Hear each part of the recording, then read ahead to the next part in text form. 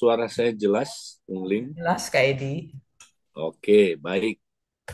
Ya, saudara, kita mau terus berlanjut membahas tentang bagaimana kuasa Koram Deo itu dapat mengubah hidup kita. Ya, kita mau lanjut membahas tentang bagaimana melalui Koram Deo, saudara, kita bisa mematikan perbuatan-perbuatan daging dalam diri kita. Nah, karena itu, saudara, kita mau lanjut membahas tentang apa itu Koram Deo, ya. Nah, kita sudah belajar ya di dalam Kolose pasal yang ketiga ayat 1 sampai dengan ayat yang keempat. Nah, kita di sini hanya sampai ayat yang ketiga. Nah, kita mau baca, saudara, kita mau ulangi lagi. Ingat, ya, ini ayat terlalu banyak orang yang tidak mengerti ya ayat ini, saudara. Nah, kita mau lanjut membahasnya lebih dalam lagi supaya kita mengerti betul apa itu Koram Deo. Karena itu, apabila kamu dibangkitkan bersama dengan Kristus, carilah hal yang di atas, di mana Kristus ada, duduk di sebelah kanan Allah. Pikirkanlah hal-hal yang di atas, bukan yang di bumi, sebab kamu telah mati dan hidupmu tersembunyi bersama dengan Kristus di dalam Allah. Nah, saudara, kalau kita mau praktek 3B, ya, di mana kita tiap hari berjalan bersama Kristus, belajar dari Kristus, dan berubah serupa Kristus, maka kita harus tahu dulu Kristus ada di mana. Ya, ingat, kalau dulu orang-orang murid-murid zamannya Tuhan Yesus, mereka bisa melihat Yesus, bisa menyentuh Yesus karena Yesus ada di alam nyata. Tapi sekarang Yesus tidak ada di dalam alam nyata, saudara. Ya, Yesus adanya di mana? Nah, itu yang kita perlu tahu. Kalau kita nggak tahu dia ada di mana, kita tidak bisa berjalan bersama dia, saudara. Ya, nah kita harus tahu. Kalau kita nggak tahu Yesus ada di mana, kita tidak bisa belajar dari dia. Nah, karena itu, saudara, mari kita lihat Yesus ada di mana. Menurut ayat ini, Yesus adanya di atas. Nah, ini dia, saudara. Dia ada di atas. Nah, orang bisa langsung berpikir, oh di atas, dia di luar kita. Ya, dia berarti adanya, saudara, jauh di sana, 3.000 kilometer di atas kita. Kan selalu kita bayanginnya begitu kan? Bukan itu maksudnya, saudara. Kata di atas itu bukan berarti dia di luar kita. Bukan berarti dia, saudara, adanya jauh di sana. Bukan. Ya, di atas itu artinya di dimensi yang lebih tinggi. Jadi Yesus adanya di dalam dimensi roh. Itu maksudnya, saudara. Jadi kalau kita mau berjumpa dengan Yesus, ya, nah Yesus ada di mana, saudara? Dikatakan Yesus ada di atas, di mana Kristus ada, kan di sini kan? Nah, jadi Kristus adanya di dimensi roh. Tapi sekarang Kristus ada di mana, saudara? Ada di hati kita. Jadi ya kita nggak boleh bayangin ini kita ya Yesus ada di luar kita. Enggak, dia ada di atas, di alam roh, tapi di dalam diri kita. Ya, kenapa? Sebab ayat 2 bilang begini, pikirkanlah hal-hal yang di atas, bukan yang di bumi, sebab, perhatikan saudara, dia bilang begini, kamu telah mati, dan hidupmu, nah, hidupmu yang sekarang ini, tersembunyi bersama dengan Kristus di dalam Allah. Nah, hidup kamu itu ya ada bersama dengan Kristus di dalam Allah. Berarti apa? Kamu nyatu sama Kristus. Kristus ada di dalam engkau, engkau ada di dalam Kristus. Iya kan? Nah, coba lihat gambarnya, saudara. Gambarnya begitu ya, kita ada bersama Kristus ya di dalam Allah ya. Nah, itu ada tahta di mana ya Kristus duduk di sebelah kanan Allah Bapa. Saudara ada bersama dengan Kristus. Saudara nyatu dengan Kristus. Jadi Kristus di dalam saudara, saudara di dalam Kristus. Jadi saudara, ya, saudara mesti bisa membayangkan ini, ya. Sekarang posisi saudara seperti ini, ya. Nah, kalau saudara ngerti ini, baru saudara ngerti coram Deo. Nah, jadi next kita lihat bagaimana kita bercoram Deo, saudara. Nah, pertama kita mesti menyadari hadirat Allah. Ya, nah hadirat Allah itu ada di alam roh, ada di surga. Jadi surga di sini bukan nanti udah mati masuk tempat yang namanya Firdaus, bukan. Surga di sini alam roh, saudara.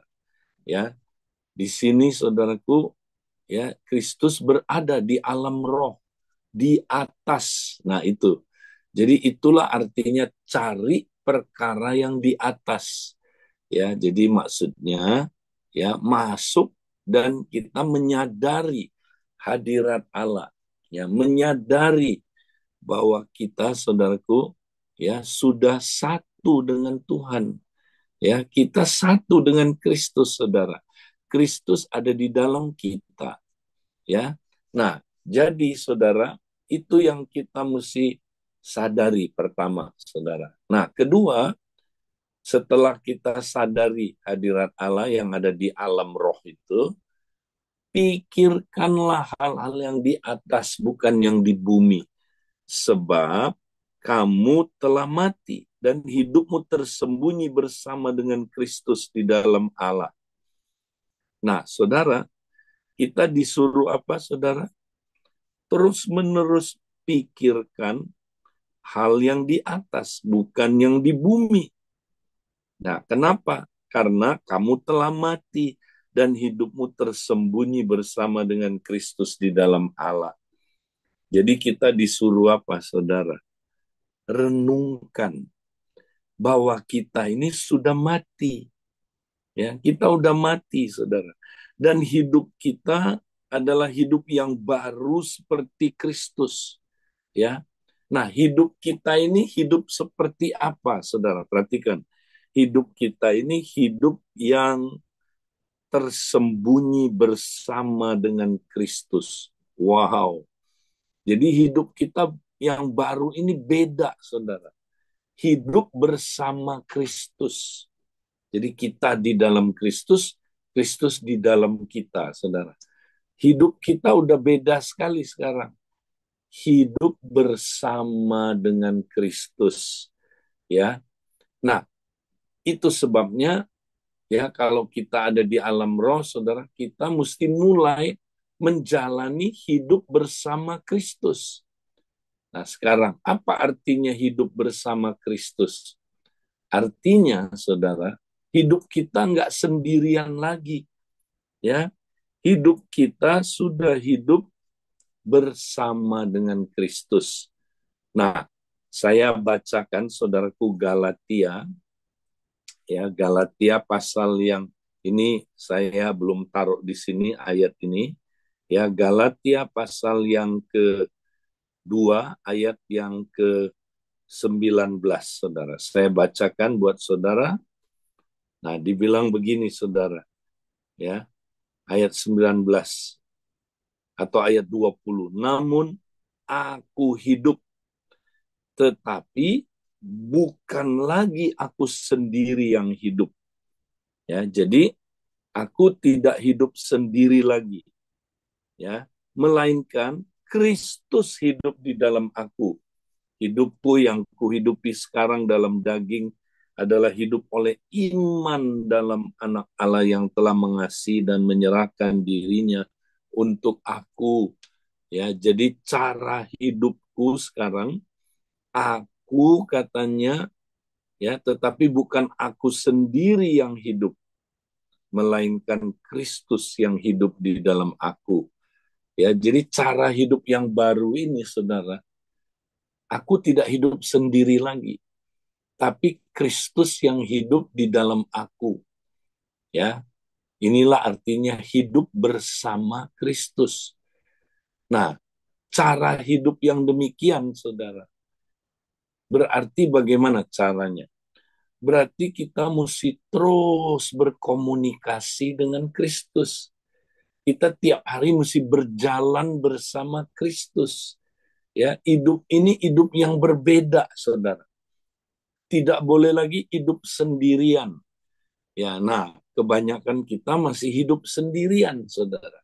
Ya, kita walaupun kita percaya, oh Yesus di dalam aku di dalam Yesus, tapi pada prinsipnya kita nggak menjalankan hidup yang demikian, saudara. Kita seperti hidup sendiri aja, ya. Nah, sekali lagi saudara, Paulus bilang, namun aku hidup, tapi bukan lagi aku sendiri yang hidup, ya, tetapi Kristus yang hidup di dalam aku. Ya, jadi kita hidup bersama Kristus, saudara. Atau Kristus yang hidup di dalam kita sebenarnya. Karena, ya, kenapa? Karena kalau saudara baca ayat berikutnya lagi, sebab di dalam Kolose 3 ayat 4 dibilang, ya, di situ dibilang, saudaraku, Kristus yang adalah hidup kita. Nah, Kristus itu hidupnya kita, saudara. Ya, jadi karena itu, saudara, kalau kita mau hidup yang baru ini dijalankan, hidup yang serupa Kristus, ya, kita mesti selalu, ya, saudara, melakukan pertukaran. Bukan aku sendiri lagi yang hidup, tapi Kristus yang hidup di dalam kita. Ya, kita hidup bersama Kristus. Makanya kita mesti, ya, hidupnya selalu, saudaraku, berdialog dengan Tuhan Yesus. Ya, kita harus selalu berdialog dengan Dia. Ya, terus menerus. Ya, kita bangun pagi, saudara. Kita perlu, ya, langsung berkoneksi dengan Dia. Ya, kita ngomong sama Dia, Dia ngomong sama kita, berdialog, saudara. Ya, cara hidup kita ini cara hidup yang berbeda. Ya, jadi kita terus berkomunikasi dua arah dengan Kristus. Karena hidup kita hidup bersama sekarang, saudara. Ya, Kristus hidup di dalam kita, bersama kita. Ya, nah, makanya saudara, kita bangun pagi, kita mesti apa, saudara? Ya, langsung, ya, kita sapa Tuhan. Selamat pagi. Nah, saudara, udah sapa Tuhan belum? Selamat pagi tadi. Ya, nah, ada orang enggak, dia hidup sendiri, saudara. Ya, bangun pagi dia sendiri aja. Ya, nanti dia ingat Tuhannya kalau lagi ada masalah. Baru dia ingat Tuhan, saudara. Ya, atau kalau nanti dia, ya, ingat, kalau dia lagi mau ingat Tuhan, dia ingat Tuhan. Nah, mestinya enggak begitu, saudara. Kita terus bersekutu dengan Tuhan 24 jam. Kita berdialog dengan Dia, saudara. Ya, kita apa, saudaraku? Kita ngomong sama Tuhan, Tuhan ngomong sama kita. Ya, dalam hidup kita, saudara, segala hal kita ngomongin sama Tuhan. Sebab apa? Sebab hidup kita bukan lagi sendiri, saudara, tetapi hidup bersama Kristus, di mana Kristus yang hidup di dalam kita. Maka, saudaraku, ini cara hidup yang berbeda. Ya, kita mesti terus-menerus berkomunikasi dua arah dengan Dia. Itulah koram Deo, saudara. Jadi kita mesti praktekkan terus. Nah, tapi kita harus renungkan bahwa kita ini sudah mati, saudara. Dan hidup kita adalah hidup yang baru, seperti hidupnya Kristus, saudara. Ya, wow. Dan kita sudah mati, saudara. Hidup kita yang baru ini sudah mati terhadap dosa, saudara. Hidup yang baru ini hidup yang luar biasa. hidup yang seperti Kristus, saudara. Wow, ya, hidup seperti Kristus itu seperti apa? Berarti hidupnya kudus, berarti hidupnya benar, berarti hidupnya ya seperti Kristus, hidup yang berkelimpahan, hidup yang penuh kasih, saudara. Ya, hidup yang luar biasa, bukan hidup yang biasa-biasa. Ya, kita memiliki zoe. Hidup itu mau bermanifestasi lewat ya kehidupan kita di dalam tubuh kita, saudara. Nah, inilah coram Deo.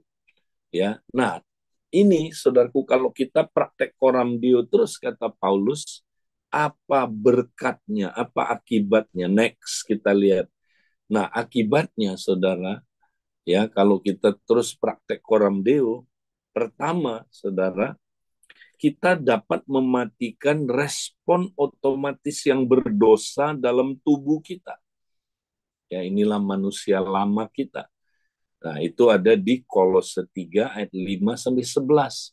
Jadi ini semua bersambung, saudara. Kalau kita praktek Kolose 3 ayat 1 sampai ayat 4, maka Kolose 3 ayat 5 sampai 11 akan terjadi. Itu apa? Itu adalah kita dapat mematikan respon otomatis yang berdosa dalam tubuh kita. Kita bisa mematikan ya keinginan-keinginan daging sehingga perbuatan-perbuatan daging mati dalam diri kita, saudara. Mati ya dalam tubuh kita, perhatikan. Mati dalam tubuh kita. Nah, setelah itu apa yang terjadi, saudara? Bukan hanya itu. Nah, ayat 3, pasal 3 ayat 12 sampai pasal 4 ayat 6 ya. Ini berbicara bukan hanya respon otomatis dari daging itu mati, tetapi saudaraku, kita dapat hidup maksimal sebagai manusia baru. Nah, barulah kehidupan Kristus menjadi nyata dalam diri kita, saudara, dalam tubuh kita khususnya. Dia bermanifestasi, saudara. Nah, ini persis sama seperti 2 Korintus pasal 4 ya ayat 1 sampai ayat yang terakhir ya. Ini saudaraku berbicara hal yang sama. Kalau kita tiap hari mengalami kematian terhadap ego, kematian terhadap ya perbuatan-perbuatan daging, maka apa yang terjadi, saudara? Hidup Kristus akan menjadi nyata dalam diri kita. Ya, itulah poin yang kedua. Jadi sama intinya, saudara.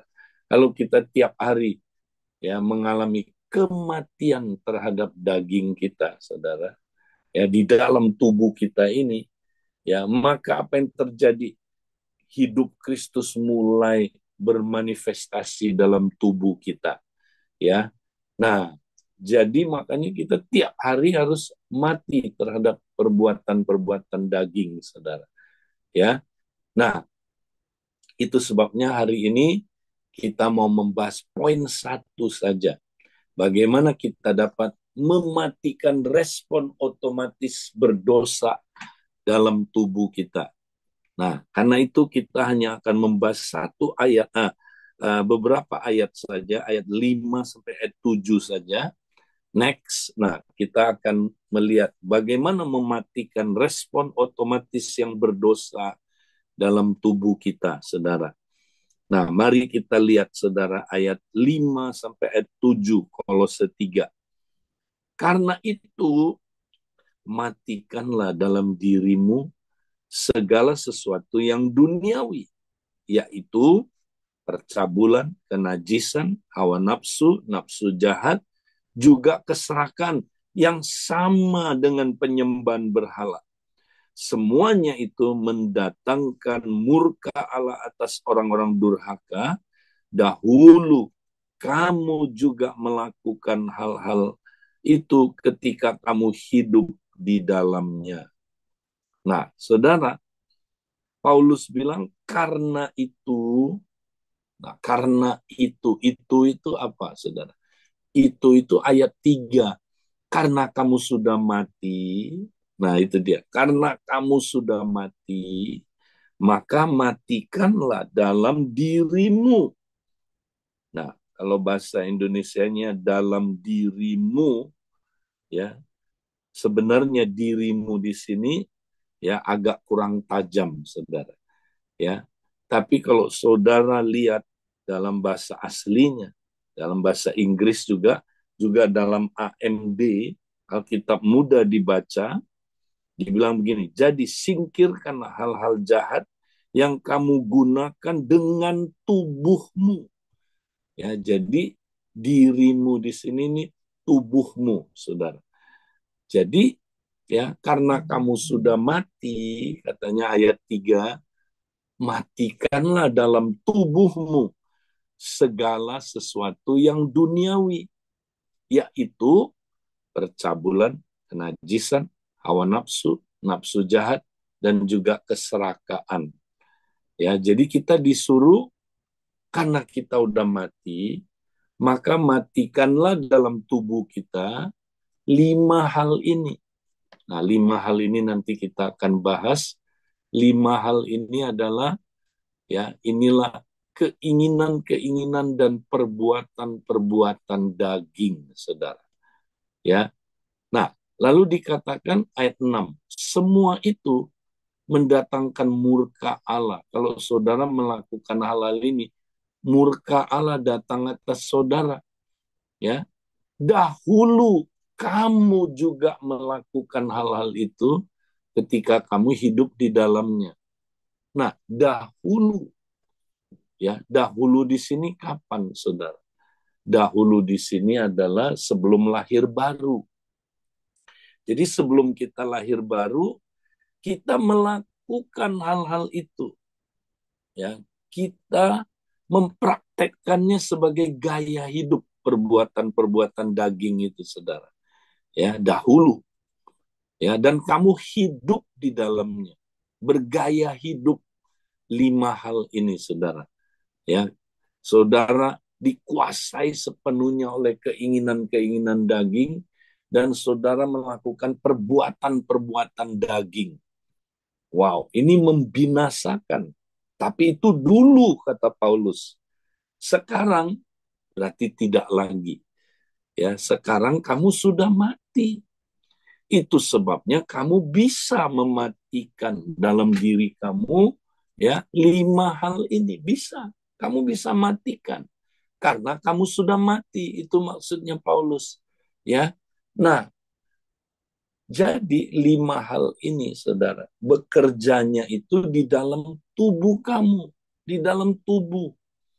Nah, sebab itu, saudara, saya mau membahas ya supaya kita mengerti kenapa kita udah lahir baru masih bisa melakukan 5 hal ini, ya, walaupun bukan sebagai gaya hidup, saudara. Tapi kok kita masih bisa melakukan 5 hal ini? Yo, buktinya disuruh matikan. Berarti kita bisa dong melakukan 5 hal ini. Walaupun kita udah lahir baru. Iya kan? Nah, makanya banyak orang bingung. Saya lahir baru, kok masih bisa ya melakukan 5 hal ini? Ya, kenapa, saudara? Nah, kita mau jelaskan, saudara. Sebab 5 hal ini, ya, adalah berupa respon-respon otomatis dalam tubuh yang sudah lama dikuasai oleh dosa waktu saudara belum lahir baru, sehingga tubuh saudara, walaupun saudara udah lahir baru, ya masih punya respon-respon otomatis ini. Kenapa? Karena tubuh saudara waktu lahir baru tidak langsung diperbaharui. Coba waktu saudara lahir baru, yang mana yang diperbaharui dulu? Roh dulu, saudara. Makanya roh kita langsung baru. Waktu kita lahir baru, teng, langsung mendapat roh yang baru, ya kan? Roh yang baru kuberikan kepadamu. Ya, roh yang taat, hati yang taat, ya. Roh kita berkehendak, kata Yesus, ya. Roh berkehendak tapi tubuh lemah. Nah, itu dia, saudara. Jadi waktu saudara lahir baru, rohnya dulu baru. Ya, bagaimana dengan mental kita, pikiran, perasaan, kehendak itu harus diperbaharui terus-terusan, ya, karena itu proses, on proses. Nah, kalau tubuh kita bagaimana, saudara? Tubuh kita belum, masih yang lama. Cuma dia udah ditebus, dia sudah dibeli dengan harga tunai. Ya, tubuh kita ini, ya, nanti saudara akan diperbaharui waktu Yesus datang. Kita dapat tubuh kebangkitan. Twing! Waktu itulah sempurna tubuh kita. Nah, kalau tubuh kita udah sempurna, dia tidak bisa lagi dikuasai oleh apa, saudara? 5 perbuatan-perbuatan daging ini. Nggak bisa dia dikuasai oleh keinginan-keinginan daging lagi. Karena sudah sempurna. Nah, sekarang udah belum? Belum. Makanya kita harus deal dengan tubuh kita.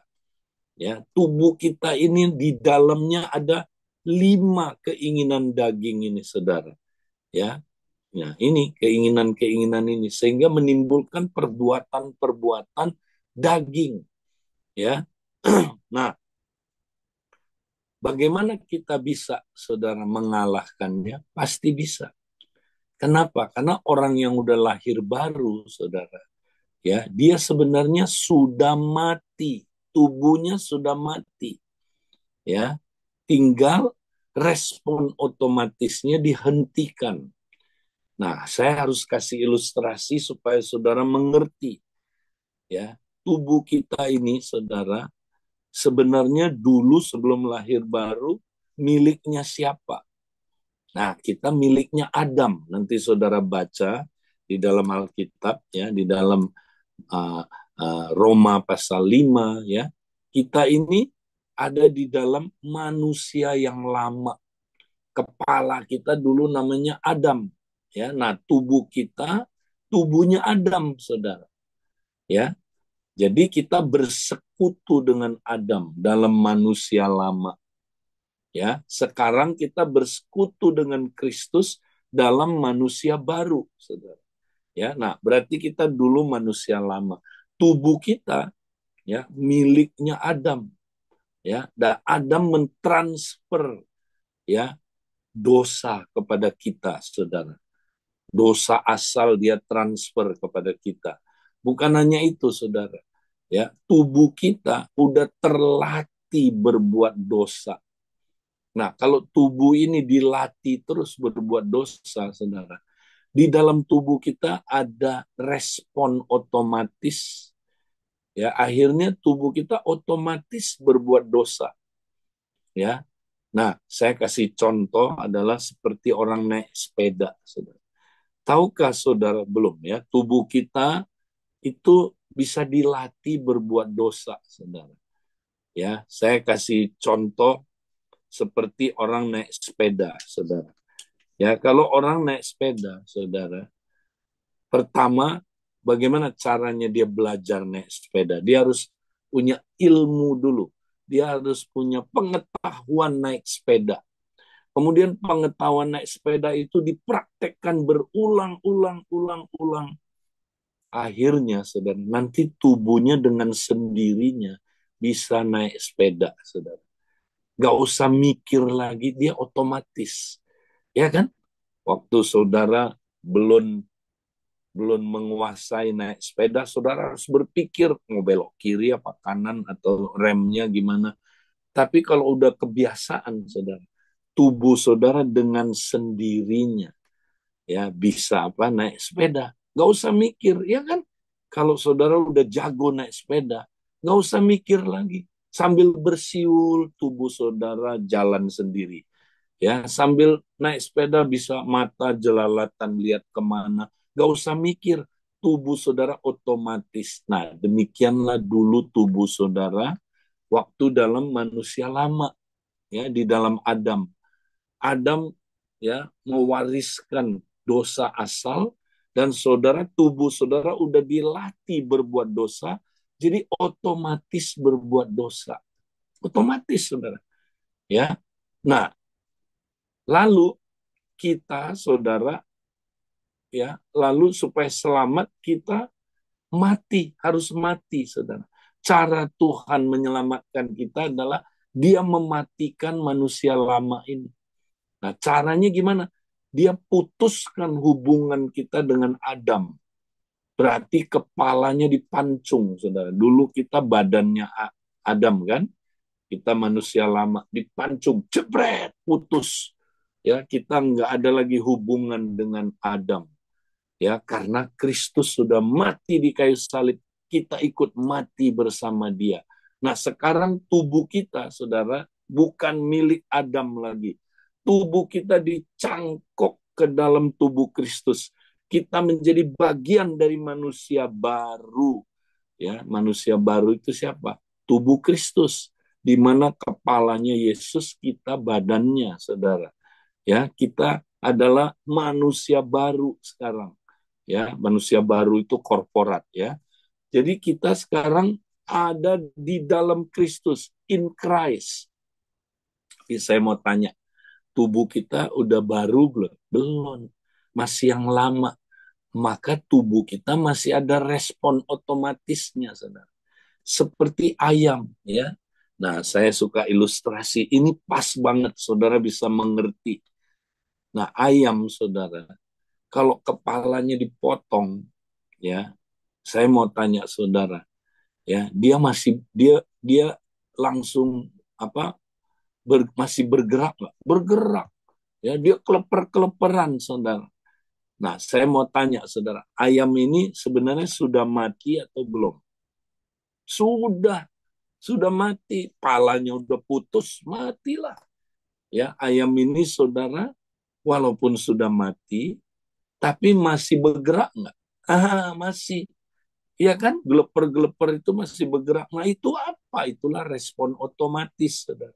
Karena tubuh ayam ini sudah terlatih begitu lama, makanya dia walaupun udah nggak ada hubungan sama kepala, dia masih ada respon otomatisnya. Nah, makanya dia geleper-geleper, ya. Nah, sama juga seperti tubuh kita, saudara. Tubuh kita udah putus hubungan dengan kepala lamanya, siapa Adam, udah putus. Ya, karena kita udah mati. Tapi tubuh kita masih bisa punya gerakan enggak? Ya, 5 hal ini, respon otomatis. Bisa, ya. Tapi bisa dihentikan enggak, saudara? Bisa. Nah, ayam ini sama, bisa dihentikan enggak? 5 respon otomatis ini bisa. Kenapa? Karena ayamnya udah mati. Ya, tinggal kita hentikan aja respon otomatisnya. Gimana? Pegang aja itu ayam. Terus pegang, terus ya, karena dia udah mati.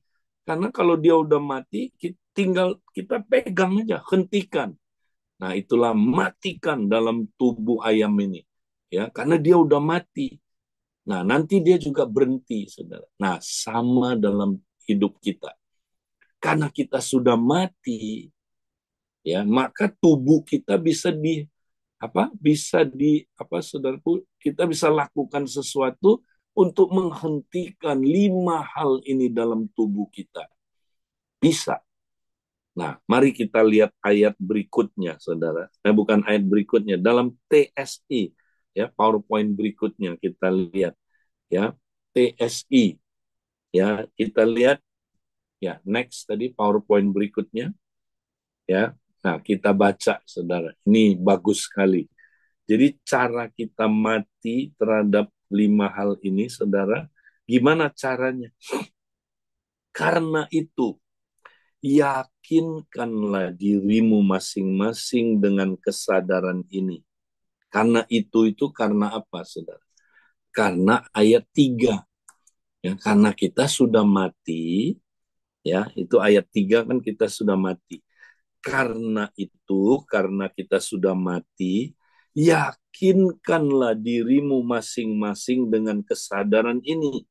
Setiap anggota tubuhku sudah mati terhadap bermacam-macam keinginan duniawi. Seperti keinginan untuk berzina, segala macam dosa percabulan, hawa nafsu, keinginan untuk melakukan kejahatan dan keserakahan. Saudara-saudari, keserakahan sama seperti menyembah berhala, karena dengan serakah kamu sudah mendewakan uang. Ya, jadi saudara, cara kita mematikan 5 hal ini bukan dengan kekuatan kita, saudara. Kita harus mematikannya dengan iman, ya. Makanya karena itu saudara harus percaya saudara udah mati.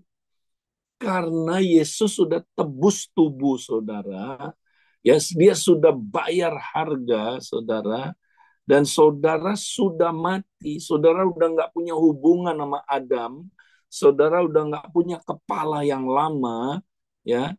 Sekarang saudara anggota tubuhnya Kristus, ya. Karena saudara udah mati, yakinkanlah dirimu masing-masing dengan kesadaran ini. Harus yakin, harus punya iman. Nah, iman apa? Setiap anggota tubuhku sudah mati. Wah, ini dia. Ku telah mati. Jadi anggota tubuh kita udah mati, saudara. Terhadap bermacam-macam keinginan ini. Ya, jadi kita udah mati terhadap keinginan duniawi, keinginan daging ini, saudara. Udah mati. Ya. Nah, ini yang menjadi dasar kita bisa menghentikan 5 hal ini, saudara, dalam tubuh kita. Seperti ayam tadi, saudara. Karena ayam itu udah dipancung palanya, udah mati, makanya kita bisa pegang ayam ini dan terus bilang begini, kamu sudah mati, diam, diam, kamu diam. Nah, maka ayam itu nanti diam, saudara. Ya, dia tidak bergerak lagi, saudara. Nah, demikianlah kita. Ya, karena kita udah mati, saudara, maka kita bisa bilang sama tubuh kita, diam kamu. Ya, 5 hal ini kamu nggak boleh bekerja. Ya, kamu sudah mati. Ya, tubuhku sudah mati terhadap engkau. Kamu diam sekarang. Jadi bisa berhenti, saudara. 5 perbuatan daging ini nanti berhenti dalam diri kita, saudara. Nah, jadi sekarang kita mau lihat dulu 5 hal ini apa, saudara? Ya, keinginan-keinginan daging ini. Ya, next kita lihat. Nah, kita mau sedikit belajar supaya kita tahu apa 5 hal ini, saudara. Ya, karena banyak orang nggak sadar 5 hal ini ada dalam dirinya, saudara. Dan belum berhenti-berhenti karena dia nggak tahu bagaimana cara menghentikan 5 hal ini, saudara. Ya, mematikan 5 hal ini, saudara. Ya, jadi kita harus tahu apa 5 hal ini. Nah, kita lihat, saudaraku. Pertama, percabulan. Bahasa aslinya adalah porneia. Percabulan itu artinya segala jenis dosa seksual, saudara. Ya, jadi termasuk pelacuran, ya, suka ke pelacur, terus suka apa, saudara, berzina, ya, selingkuh, itu termasuk homoseksual, lesbian, seks dengan binatang, seks yang tidak wajar, ya. Jadi macam-macam seks yang aneh-aneh. Nah, itu termasuk di dalamnya. Pornografi, ya. Jadi ada nggak saudara yang terus terikat pornografi atau porno aksi, ya, juga termasuk onani, masturbasi. Nah, ada nggak dalam hidup saudara seperti ini? Dan itu belum berhenti. Ya, ingat saudara, ini bisa berhenti. Kita bisa mematikan perbuatan-perbuatan ini karena kita sudah mati, saudara. Tubuh kita udah ditebus. Ya, kita bisa menghentikan karena kita udah putus hubungan sama manusia lama, kepala yang lama, sorry. Ya, saudara. Jadi kita bisa mati terhadap percabulan. Tapi saudara harus akui, ya, saya masih melakukan hal-hal ini. Nah, yang kedua, ya, adalah kenajisan. Apa itu kenajisan, saudara? Bahasa aslinya akatarsia, akatarsia, ya. Akatarsia itu artinya najis atau tidak murni, impurity, ya, tercemar. Nah, itu artinya hidup kita tidak murni, tercemar. Nah, contoh ya, ada kenajisan jasmani, kenajisan mental, ada kenajisan rohani, saudara. Nah, kita lihat kenajisan jasmani itu seperti apa. Misalnya gini, saudara. Ya, saudara minum air yang bersih, tapi juga kecampur minum juga air beracun, ya, air kotor. Nah, itu najis, saudara. Saudara makan makanan yang sehat, makanan yang bersih, tapi saudara campur makan juga makanan yang busuk, makanan yang beracun, ya. Nah, itu kenajisan jasmani, saudara. Tidak murni, tercemar, ya. Jadi saudara misalnya makan makanan yang sehat, tapi sering juga saudara campur dengan makanan yang tidak sehat. Nah, itu tubuh saudara najis, ya, impure, tidak murni, saudara. Nah, kemudian saudara ada juga apa, saudara, kenajisan mental. Misalnya gini, saudara, pikiran saudara, ya, memikirkan pikiran-pikiran Kristus. Ya, saudara punya pikiran Kristus, tapi dalam waktu yang sama saudara campur, saudara juga mikir pikiran-pikiran duniawi. Saudara baca Alkitab, ya, punya pikiran Kristus, tapi saudara juga membiarkan pikiran-pikiran duniawi, ya, masuk ke dalam pikiran saudara. Ya, jadi saudara waktu lihat gadget, waktu lihat medsos, saudara nggak saring, masuk terus, ya, pikiran duniawi masuk ke dalam diri saudara. Nah, itu najis, saudara. Ya, jadi pikiran saudara najis. Ya, perasaan juga sama. Kita sering punya perasaan Kristus, ya, tapi kita saudara campur, kita biarin perasaan-perasaan yang lain, ya. Nah, itu saudaraku najis. Nah, najis juga bisa saudara apa? Saudara, najis rohani bisa, ya. Misalnya orang nyembah Tuhan, tapi dalam waktu yang sama diam-diam dia masih suka nyembah yang lain.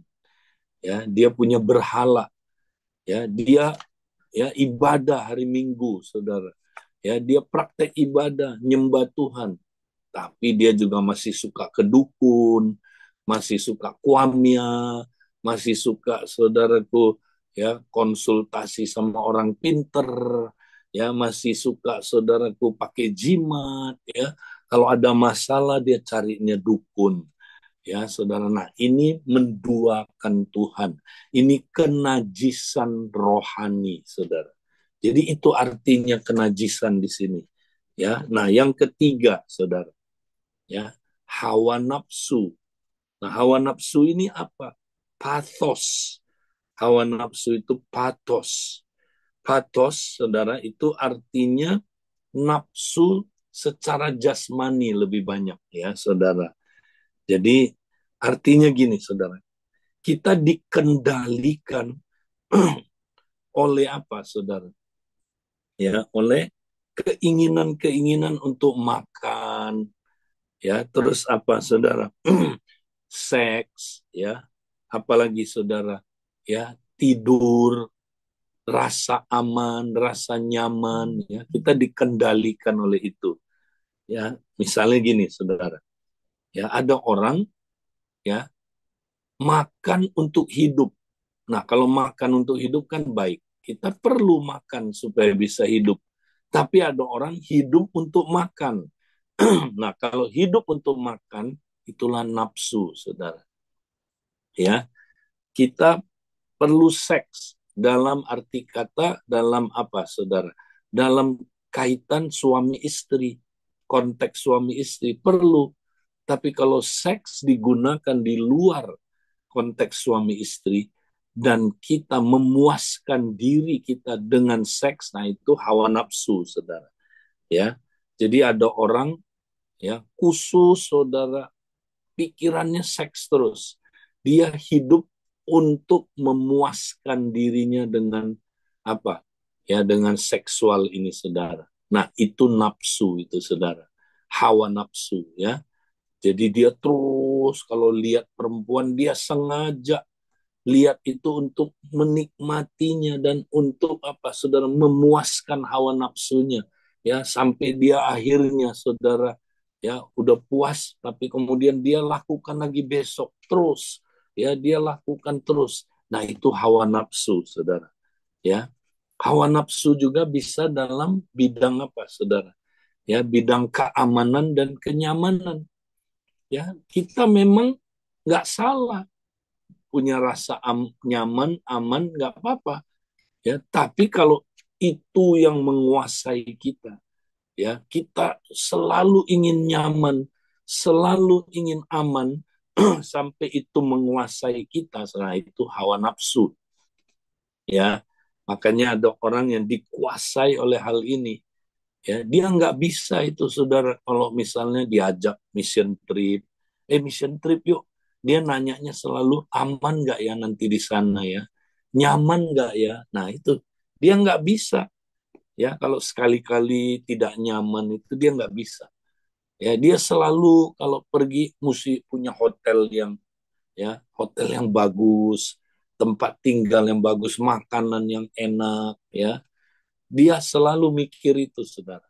Ya kalau nggak enak, sorry deh, gua nggak bisa. Nah itu orang yang hawa nafsu. Ya nggak salah tinggal di hotel yang bagus, nggak salah makan makanan yang enak, nggak salah. Tapi kalau itu menguasai kita, saudara, ya kalau rasa aman dan nyaman menguasai kita, saudara, nah itu hawa nafsu. Ya jadi kita hati-hati dengan hawa nafsu ini, saudara. Nah kemudian nafsu jahat itu bahasa aslinya adalah epitinia. Epitinia itu artinya apa, saudara? Craving dalam bahasa Inggrisnya. Craving itu gini, saudara. Ya, craving itu menginginkannya amat sangat, ya, atau apa, saudaraku? Addiction, ya. Itu dia. Ketagihan. Nah, itu. Jadi semua bentuk adiksi atau ketagihan itu masuk dalam kategori nafsu jahat. Ya, jadi ada orang ya terikat ketagihan apa? Obat-obatan, ya, ketagihan narkoba, ketagihan alkohol, ketagihan nikotin, ya, ketagihan apalagi, saudara? Seks, ya, termasuk ketagihan onani, ya, ketagihan apalagi, saudaraku? Nah, sekarang ada ketagihan yang baru namanya ketagihan ya digital, ya, digital addiction. Ya, dia udah terikat dengan drakor, saudara, terikat dengan game, ya, udah nggak bisa lepas, ya, dia kalau nggak lihat game nggak bisa, saudara, kalau nggak lihat drakor, waduh, ya, tiap hari dia dikontrol, bisa jam-jaman dia lihat drakor, bisa jam-jaman, saudaraku, dia lihat medsos, ya, nggak bisa lepas. HP kalau diambil dari dia, ya saudara, baru 2 jam langsung sakau, saudaraku. Nah itu, yaitu nafsu jahat, saudara. Dan yang terakhir adalah keserakaan. Apa itu keserakaan? Ya, pleonexia. Pleonexia itu artinya ingin, selalu ingin yang lebih, lebih lagi, lebih lagi, lebih lagi, saudara. Nah, ini kaitannya lebih ke harta, ya, atau kekuasaan, ya, tapi lebih banyak ke apa, saudaraku, harta, ya. Nah, kenapa keserakaan disebut sama dengan penyembahan berhala, saudara? Kenapa? Karena gini, saudara, orang yang serakah itu orang yang nggak pernah puas, ya. Jadi dia selalu mau cari kepuasan, ya, dia mau cari, ya, supaya dirinya bisa bahagia. Nah, orang yang saudara serakah percaya bahwa barang-barang bisa memenuhi hidupnya, ya, memuaskan dirinya, membuat dia happy atau bahagia. Salah, saudara. Barang ciptaan Tuhan tidak bisa memenuhi hidup kita, memuaskan kita, membuat kita bahagia. Nggak bisa, karena itu ciptaan Tuhan. Yang bisa ya memuaskan kita, memenuhi kita, membahagiakan kita hanya Tuhan, bukan ciptaan Tuhan. Jadi ciptaan Tuhan jangan disembah. Jadi orang serakah itu sebenarnya dia menyembah harta, saudara. Dia menyembah barang-barang ciptaan ya yang dia anggap bisa memenuhi dia. Jadi dia mentuhankan ya barang-barang itu. Dia menyembah barang-barang itu, dia sujud kepada barang-barang itu karena dia menganggap barang-barang itu bisa memuaskan dirinya, bisa membuat dia, saudaraku, ya, dipenuhi dan bisa bahagia. Gak bisa, saudara. Hanya pencipta yang bisa membuat kita bahagia. Ya, uang tidak bisa membuat kita bahagia, nggak bisa memenuhi kita, memuaskan kita. Hanya pencipta yang bisa. Itu sebabnya jangan kita menyembah berhala, saudara. Nah, kita mesti buang dosa ini. Nah, sekarang yang terakhir, bagaimana kita membuang 5 hal ini? Menang atas 5 hal ini. Bagaimana kita bisa mati terhadap perbuatan-perbuatan daging ini? Bagaimana kita bisa mematikan 5 keinginan daging ini? Ya, ini kalau dikategorikan 3 ini, saudara, ya itulah 3 yang kita sering bahas. Ya, percabulan, kenajisan itu dosa seks, lebih banyak berkaitan sama saudara? Ya, ini kalau buat pria, wanita, nafsu jahat itu berfokus ke diri sendiri, makanya saudara dia memuaskan diri sendiri, ya ini tahta, ya ego, kita berpusat ke ego, memuaskan diri kita sendiri, ya itu tahta, keserakan itu harta, ya. Jadi 3 ini juga yang disebut Paulus keinginan daging, keinginan daging itu percabulan dan kenajisan, ya. Terus keangkuhan hidup, yaitu egois, berfokus ke diri sendiri. Makanya nafsu, ya, saudara. Kemudian ya, keinginan mata. Nah, itu keinginan mata itu Ya, ingin yang bagus, ya, ingin yang indah-indah, ya, supaya kita bisa puas hidupnya, bisa bahagia, ya. Nah, itu saudara. Ini 3 hal atau 5 keinginan yang berdosa ini, saudaraku. Keinginan daging ini, gimana cara mengalahkannya? Nah, next kita lihat, saudara. Jadi yang pertama, kita mesti praktek coram Deo setiap hari. Ya, praktek coram Deo, saudara. Ya, karena hidup kita bukan kita lagi, saudara. Hidup kita sekarang hidup bersama Kristus. Makanya saudara dari pagi ya, mesti udah saudara? Connect sama Tuhan terus. Ya, kita terus ngobrol sama Tuhan. Bangun pagi, selamat pagi Tuhan. Tuhan, pagi ini Tuhan, ya aku mau Tuhan ya terus dipimpin oleh Engkau. Ya, kita tanya Tuhan, Tuhan bagaimana saya harus hidup? Ya, bagaimana Tuhan? Kita memikirkan Tuhan, dialog dengan Dia. Ya, waktu makan pagi kita dialog sama Dia. Ya, kita ngobrol-ngobrol sama Tuhan. Kita ngomong sama Dia, Dia ngomong sama kita. Saudara, koram dia.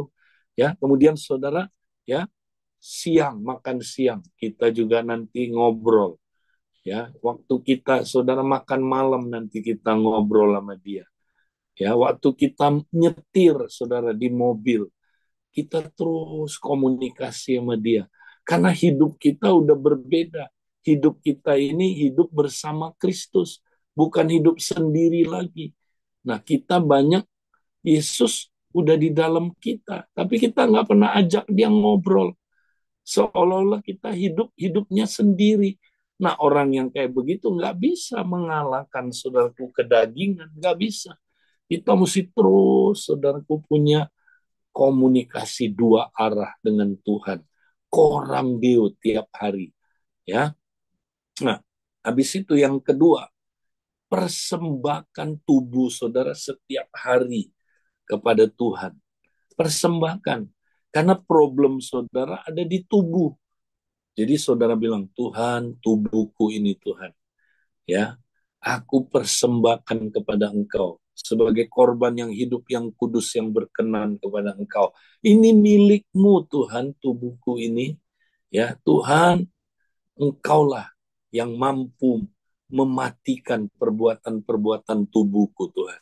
Aku persembahkan hari ini Tuhan. Biar dikontrol sepenuhnya oleh Roh Kudus. Sehingga nanti perbuatan-perbuatan tubuhku mati. Hari ini Tuhan, aku percaya tubuhku bisa mati perbuatan-perbuatan daging di dalamnya. Ya, jadi kita persembahkan tubuh setiap hari. Ya, kemudian apa, saudara? Nah, nggak cukup sampai di situ. Kalau saudara udah belajar, ya, saudara udah belajar supaya lulus apa? Mesti ada ujian, ya. Nah, ujian itu penting.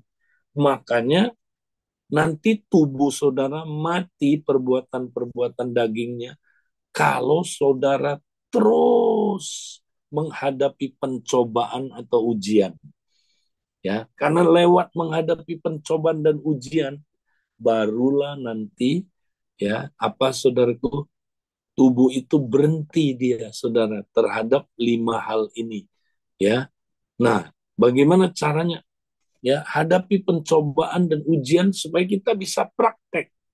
Kan tujuannya ujian gitu, saudara. Supaya saudara praktek kan. Kalau saudara nggak ada ujian, saudara nggak praktek. Ya, nah itulah makanan keras, saudara. Masih ingat saya pernah membahas tentang makanan keras. Apa itu makanan keras? Nah, Ibrani pasal 5 ayat 14 kalau nggak salah. Di situ dikatakan, saudara, makanan keras adalah buat orang-orang dewasa, ya, karena ya apanya saudaraku indera rohaninya terlatih untuk membedakan yang baik dan yang jahat, ya. Jadi saudaraku, lewat kita ya makan makanan keras kita bisa mengalahkan kejahatan dalam tubuh kita, saudara. Nah, gimana caranya? Lewat terus ya menghadapi pencobaan dan ujian. Seperti orang yang saudaraku ada di dalam gymnasium ya, ada di dalam apa saudaraku tempat pelatihan. Kita latih diri kita, saudara, baru kita bisa menang. Ya, coba saudara, kalau orang ada di gymnasium dia ngapain? Dia praktek apa yang dia udah tahu. Ya, dia udah tahu dia praktekkan latihan terus. Ya, nah ini berkaitan lagi sama tubuh kita, saudara.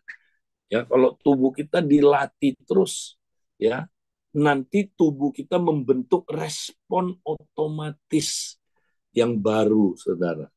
Ya, jadi respon otomatis lamanya nanti mati, saudara.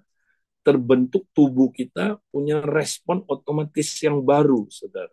Ya, jadi hidup kudus, ya, hidup yang tubuh kita itu, ya, hidupnya kudus, hidup benar, ya, hidup bermanifestasi nanti penuh kasih, ya, tubuh kita ya dilatih untuk hal-hal yang demikian, saudara. Jadi itulah gunanya pencobaan atau ujian, ya, melatih tubuh kita ini, saudara, supaya kita bisa apa, saudara, ya, mematikan perbuatan-perbuatan daging itu, saudara, menggantikannya dengan perbuatan-perbuatan yang baik, ya, menggantikannya dengan apa, saudara, respon-respon otomatis yang baik, ya. Maka itulah cara kita menang. Yakobus, mari kita lihat satu ayat lagi yang terakhir, next.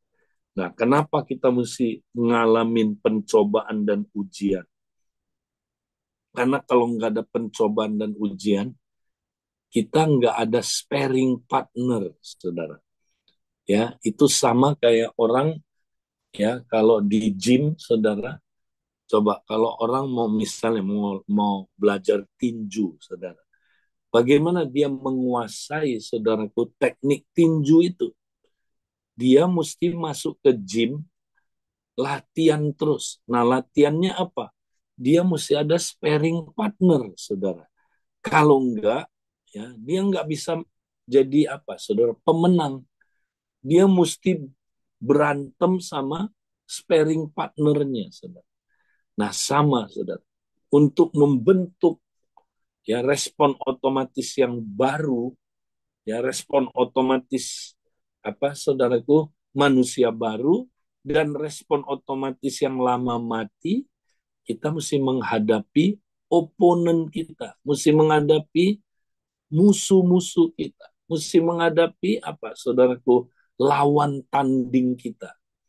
Nah, makanya dia bilang begini, ayat 2, saudara-saudaraku, anggaplah sebagai suatu kebahagiaan apabila kamu jatuh ke dalam berbagai-bagai pencobaan. Ya, sebenarnya kurang tepat kata jatuh. Mengalami berbagai-bagai pencobaan. Sebab kamu tahu bahwa ujian terhadap imanmu itu, wow, menghasilkan ketekunan. Nah, ini dia, saudara. Jadi, kita mesti sadar kalau nggak ada pencobaan, ya, nggak ada ujian, lihat ayat ini, ya, dikatakan pencobaan dan ujian, ya, hal yang sama, ya, itu bisa berupa pencobaan dari pihak setan, tapi di pihak Tuhan itu ujian, saudara. Itu latihan menghadapi lawan tanding kita, ya. Jadi berbahagia kalau saudara, ya, mengalami pencobaan, ya, dan apa, saudaraku, mengalami ujian, ya, ujian iman, karena itu menghasilkan ketekunan, tuh, ketekunan, saudara. Ya, karena dengan menghadapi pencobaan, ya, kita melatih diri kita untuk membentuk respon-respon otomatis yang baru, sehingga, ya, respon otomatis yang lama mati, saudara. Mati dia pasti, ya. Nah, jadi kita mesti, saudaraku, terus menghadapi berbagai jenis pencobaan dan ujian supaya kita tekun. Nah, ini tubuh kita membentuk respon otomatis yang baru, dan biarlah ketekunan itu memperoleh buah yang matang. Nah, akhirnya matang, saudara. Nah, supaya kamu menjadi sempurna, utuh, tak kekurangan suatu apapun. Wow. Ya, jadi saudara mesti latihan terus. Jadi mematikan daging itu, saudara, justru adalah lewat menghadapi pencobaan-pencobaan dan ujian-ujian. Baru dia mati. Jadi waktu saudara kita menghadapi ujian, ya. Nah, kalau kita nggak tahu tujuannya ujian, tujuannya pencobaan, biasanya kita jatuh dalam pencobaan. Nah, kalau jatuh dalam pencobaan, jadi justru tidak mati, saudaraku. Kita akan terus dikuasai oleh 5 keinginan ini. Tapi kalau kita, saudara, terus bertekun, kita menang terus dalam pencobaan dan dalam ujian iman ini, malah dia jadi mati, saudara.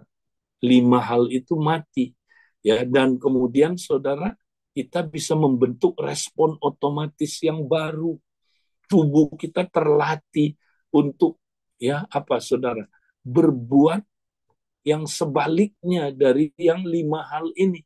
Tubuh kita akhirnya menghasilkan apa, saudara, ya, perbuatan-perbuatan yang penuh kasih, perbuatan-perbuatan yang kudus, perbuatan-perbuatan yang benar, ya. Nah, tubuh kita akhirnya, ya, memanifestasikan kehidupan Kristus, ya. Jadi, saudara, inilah cara kita ya saudara mengalahkan 5 keinginan daging ini, ya, atau 5 perbuatan-perbuatan daging ini di dalam tubuh kita.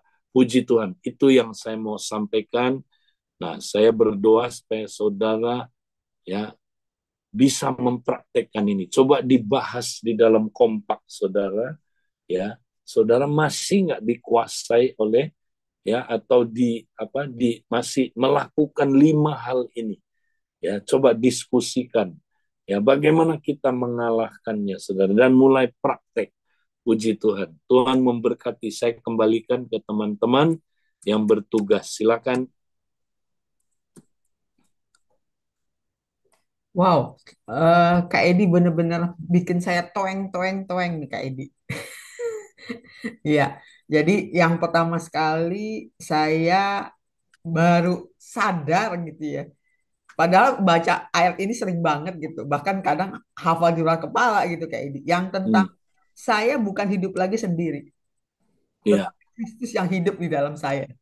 hmm, Seringkali lupa gitu Kak Edi ya. ya, Nah itu sih saya, wow, saya bilang iya ya, kenapa saya lupa ya? Jadi saya tidak perlu melawan itu sendiri gitu kan ya. iya, betul.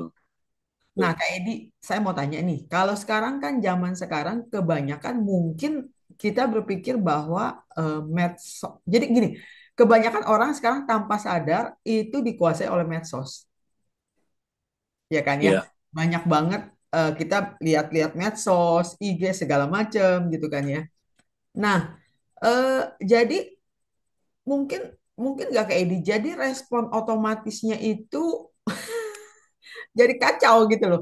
Nggak mengingat bahwa Kristus lagi yang hidup di dalam kita, tapi dikuasai oleh medsos.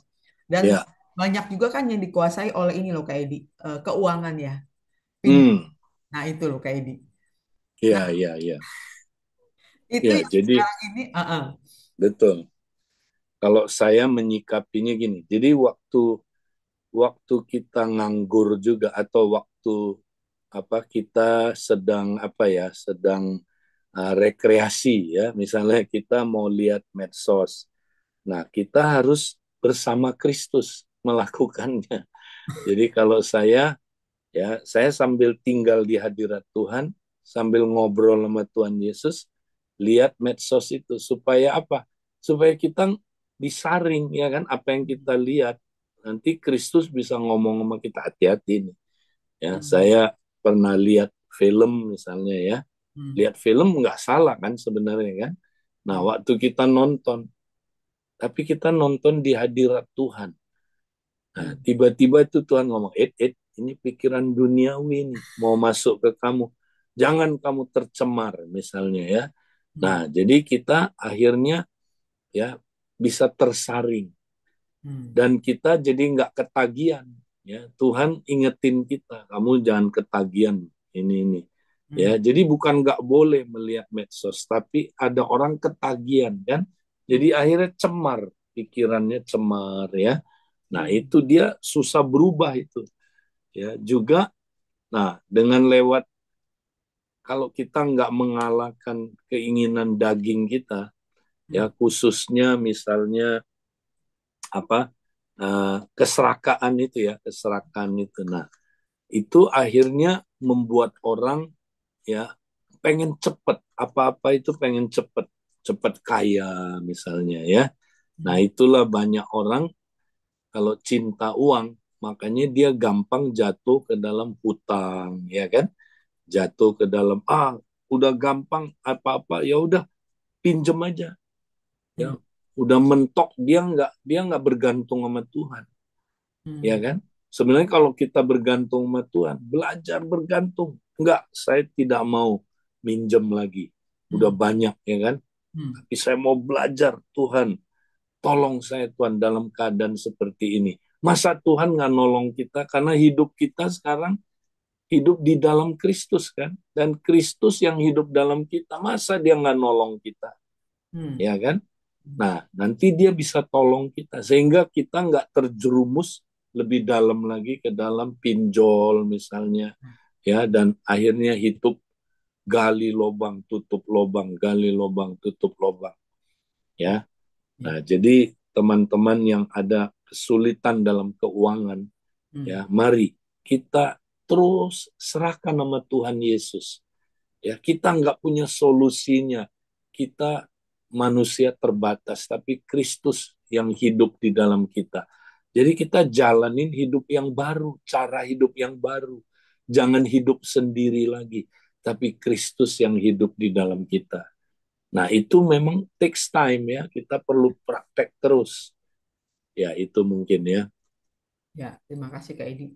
Bapak Ibu, ada yang mau bertanya? Hari ini luar biasa sekali kalau Bapak Ibu dengerin bener-bener ya. Kak Edi tadi bagiin itu saya tueng-tueng banget gitu. Jadi ada kunci-kunci benar-benar bisa hidup benar di hadapan Tuhan dan bahkan lepas dari dosa Ya. gitu. Saya juga baru sadar Kak Edi tentang tadi manusia lama, tentang Adam, Hmm. tentang bahwa kita ini bukan lagi manusia lama, bukan lagi Adam yang hidup, tapi Kristus yang hidup. Yes. Oke. Ada Bapak Ibu yang mau bertanya? Silakan kalau ada boleh langsung buka mic atau saudara masukkan ke room chat kalau pertanyaannya boleh. Oke. Mm-mm. Ada? Silakan. Kalau yang nggak ada bisa dua, udah jelas banget ya. Atau dia tadi nggak perhatiin sama sekali. Tadi sih saya jelas banget kayak ini bagiannya benar-benar jelas. Makanya saya bilang tueng-tueng terus. Nah, mungkin teman-teman ada yang mau bertanya nih,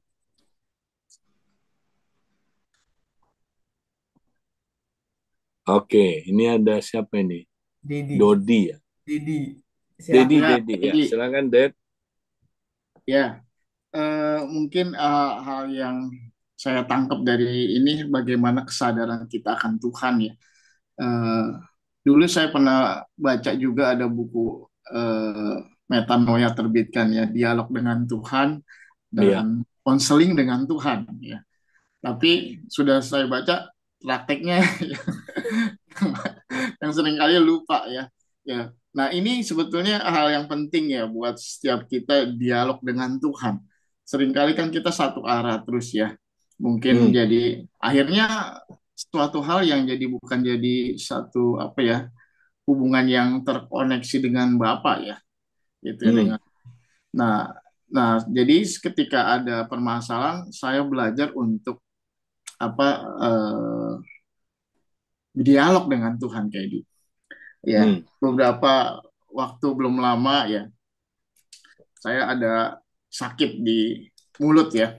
Hmm. Eh, ada kayak apa ya, kayak ada infeksi lah gitu ya.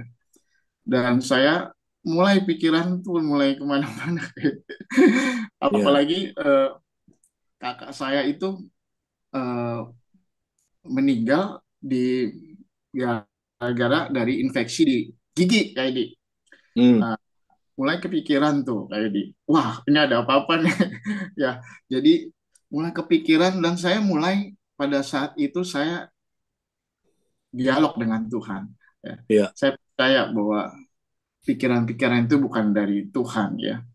Ya jadi saya mulai eh, percaya sama Tuhan bahwa hidup saya ini ada di tangan Tuhan ya gitu. Ya.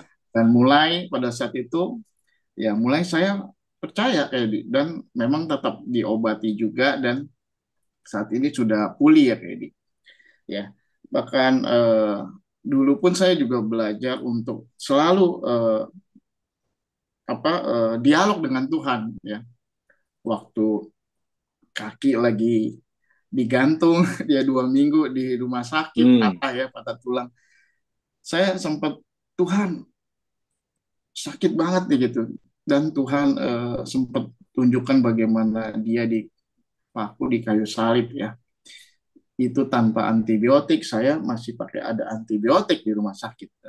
Memang 2 minggu nggak bisa bergerak di ranjang dan itu menyulitkan gitu ya. Dan saya mengeluh dan Tuhan cuma ingetin soal itu kayak Hmm. tentang bagaimana dia pun mengalami hal yang lebih dari saya dan setelah itu saya nggak lagi komplain ya, saya bersyukur ya dengan kondisi yang ada. Nah, proses-proses ini yang kita perlu sadari bahwa setiap yang tadi Kak Edi bilang itu adalah ujian ya. Ketika saya pun pernah juga ngalamin kehilangan kendaraan ya. Saya pun sempat, wah hati kok gimana kok bisa hilang ya gitu kan. Sampai gembok pun harus dijebol-jebol segala gitu, pagarnya juga dijebol ya, portalnya. Kok bisa ya gitu. Tapi Tuhan, ketika saya connect sama Tuhan, Tuhan ajar saya untuk bersyukur. Dan selalu saya melihat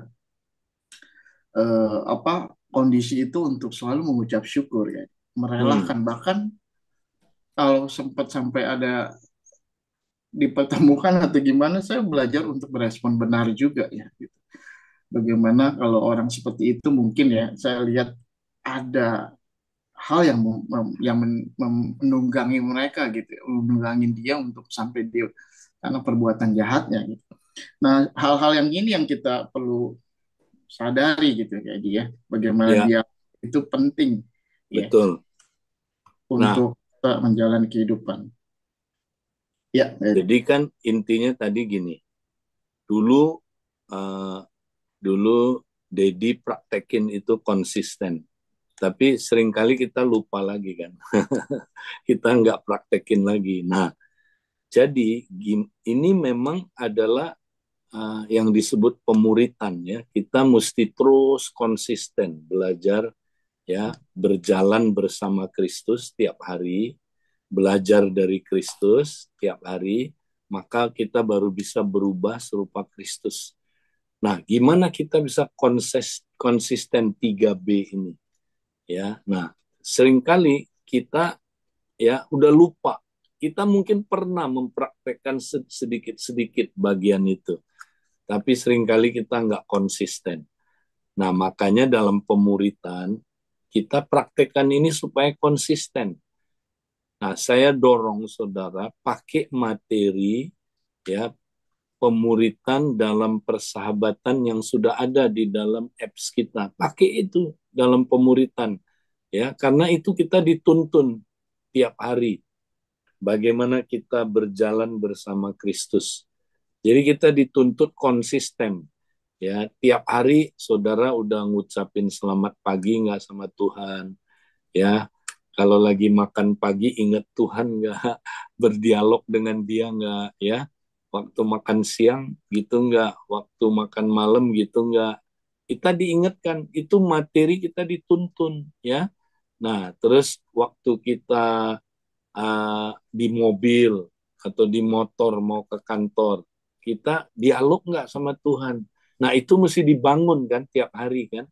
Nah kemudian bagaimana dengan waktu kita mau kerja, kita connect nggak sama Tuhan ya kan? Kita bekerja di hadirat Tuhan nggak, atau kita lupa sama Tuhan? Kerja sendiri aja ya, hidup sendiri tadi, bukan hidup bersama Kristus, atau bukan Kristus yang hidup dalam kita ya kan. Nah akhirnya ya makanya kita jalan sendiri akhirnya, karena kita nggak praktek konsisten ya. Di dalam kita ketemu orang misalnya, kita nanya nggak, Tuhan kau mau saya bersikap apa dengan orang ini ya kan. Selalu connect, lagi rapat misalnya, Tuhan tolong aku Tuhan, supaya waktu rapat ini ya aku nggak salah apa nangkep ya, nggak asumsi ya, tapi aku benar-benar nangkep yang dimaksud apa ya. Tuhan, ini kalau rapat rohani nih ya, waduh, itu paling gampang itu kedagingan, kita kedagingan ya kan. Jadi orang ngomong apa kita, wah udah salah ngerti, tersinggung, di rapat malah berantem ya kan. Nah, ya jadi kita praktek waktu rapat itu, kita koram deo sambil ya kan dialog sama Tuhan. Tuhan, biar rapat ini Tuhan aku benar-benar Tuhan ngerti yang dimaksud apa. Nah, sampai terus waktu ketemu keluarga kita koram deo enggak? Ya kan, praktek ini enggak? Nah, itu dituntun dalam materi yang kayak ditulis itu ya. Jadi tiap hari kita ditanya, bagaimana hubungan kamu dengan Tuhan? Apakah kamu sudah punya hubungan dua arah, dialog, ya kan? Nah, terus B yang kedua, belajar. Nah, ini saat teduh. Nah, ini jangan lupa, kita perlu saat teduh tiap hari, saudara. Karena itu juga ya cara Tuhan berbicara kepada kita. Jadi kita nggak boleh mengandalkan yang tadi, yang cuman ya kita ngomong sama dia nggak pernah baca firman. Nah, itu juga bahaya, itu nanti bisa ngeroh macem-macem.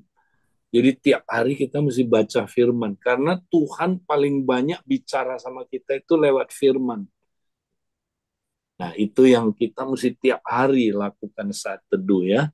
Itulah cara Tuhan ngomong sama kita. Ada orang bilang, Tuhan ngomong sama kita gimana? Ya lewat firman-Nya. Kamu baca firman nggak tiap hari? Ya kan? Nah, itu.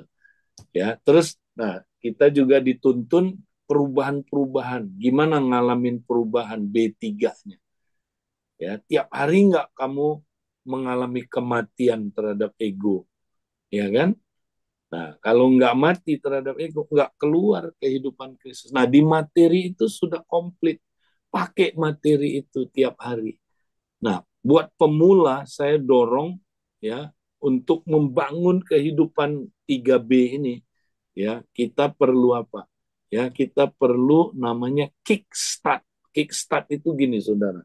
Ya, kita harus mulai paling tidak 62 hari. Kalau kita mulai 62 hari, saudara, itu nanti membangun habit. Ya, sampai kita nanti praktek 3B ini ya akan jadi gaya hidup. Ya, jadi saya dorong saudara yang sedang dalam pemuritan, jangan lupa pakai bahan itu. Ya, mulai dulu aja. Itu ada materi, kalau nggak salah 70 berapa materinya ya. Nah, coba gunakan itu tiap hari, saudara. Nanti itu membentuk kebiasaan, saudara. Ya, jadi kita udah ada materinya, pakai aja. Ya, nah itu dorongan saya untuk supaya jadi habit. Oke, baik. Karena waktu, ya mungkin ada satu dua pertanyaan lagi. Karena Kak Edi ada acara lagi habis ini. Silahkan Bapak Ibu yang mau bertanya.